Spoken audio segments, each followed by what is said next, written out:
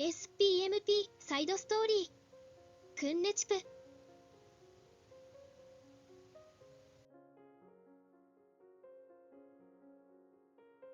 Previous overview. They parted ways with the woman who guided them and resumed their journey to find their sister. They asked the men passing by about the surroundings and headed for the river ahead, but it was getting dark, so they decided to stay overnight at the nearest Kotan.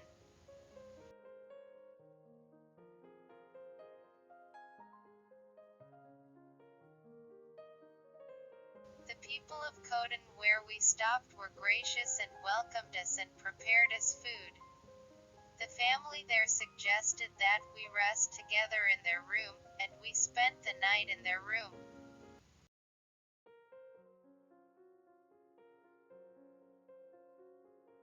When I woke up the next morning and looked outside, there were a few light clouds, but I don't think it would rain because the clouds were high.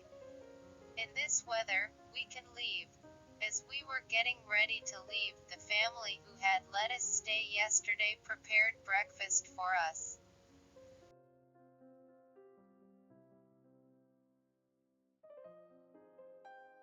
After that, we finished our meal, thanked the people who took care of us, and left Kotan. However, as I was leaving, I was suddenly advised not to go deep into the mountains by the person in the house where I was staying.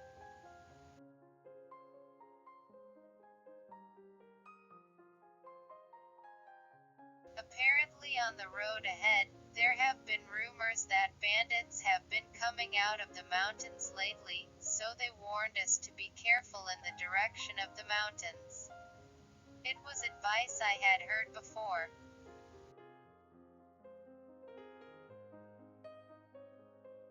When I was in Palakotan, I was told to stay away from the mountains where Yaso lived, and that immediately came to my mind. In the past, the people of Yaso also caused various problems and troubled the people around them.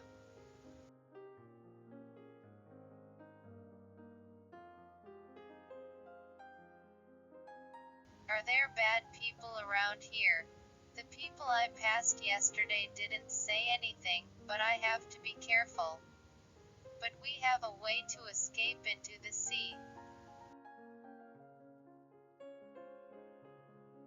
All three of us are confident in our swimming, so as long as we don't leave the shore, there will be no problem.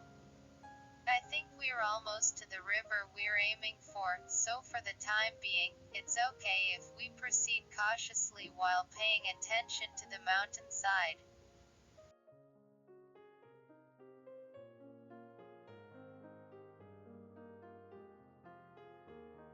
I had heard a lot of bad rumors about Yaso and Palakotan and was a little nervous, but my worries were unfounded, and I was able to reach the river I was aiming for safely without incident.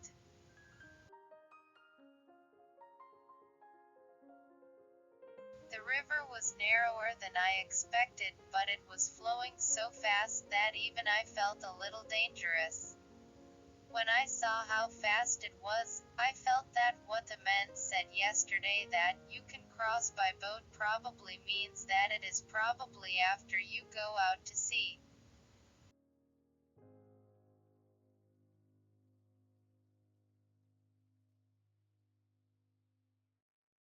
However, there were no boats when we passed the coast earlier, so it seems that the only way to cross the river is to go up the river and find a shallow place.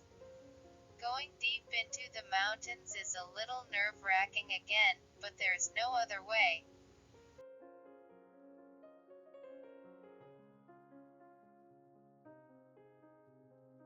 So once again, Momu took the lead, and we headed upstream, keeping an eye on our surroundings.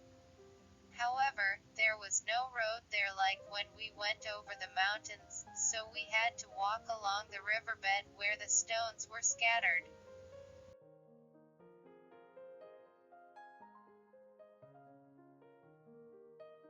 The stones in the riverbed are slippery, so anyone can slip and get hurt if they are not careful. We have to avoid injuries at all costs, so we can only go slowly.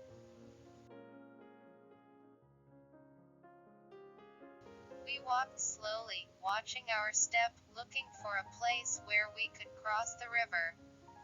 After walking for a while, Momu, who was walking a little ahead, stopped in his tracks, turned around, and urged us to look at the top of the forest.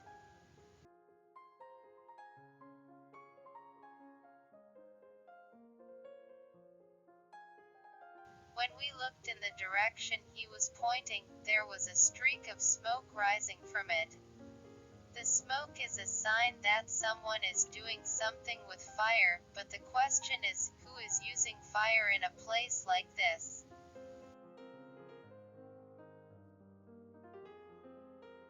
What immediately came to my mind was the rumor that there would be bandits. I don't want to run into bandits in a place like this. But the direction of the smoke is upstream of the river, which overlaps with the direction we are heading.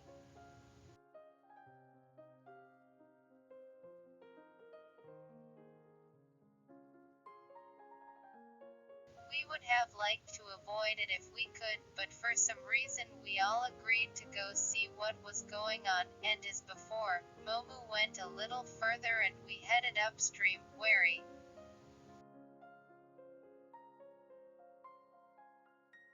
When I got close to the smoke was coming from the woods a short distance from the river, and I couldn't see it from the river. So we moved away from the river and cautiously and quietly headed for the source of the smoke.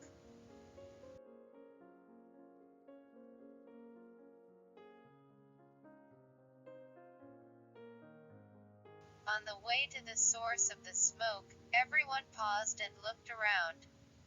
The reason for this is that there were many bamboo bushes along the river before I came here, but there are few bamboo and grass in the place where I am now.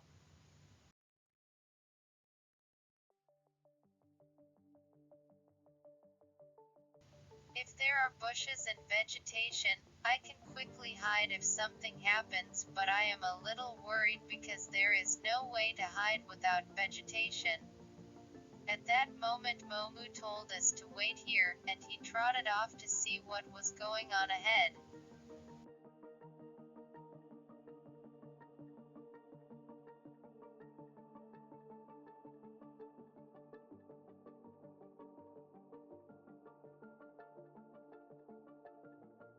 Today's story ends. The story is updated every Saturday. Please look forward to. If you like, please subscribe to the channel.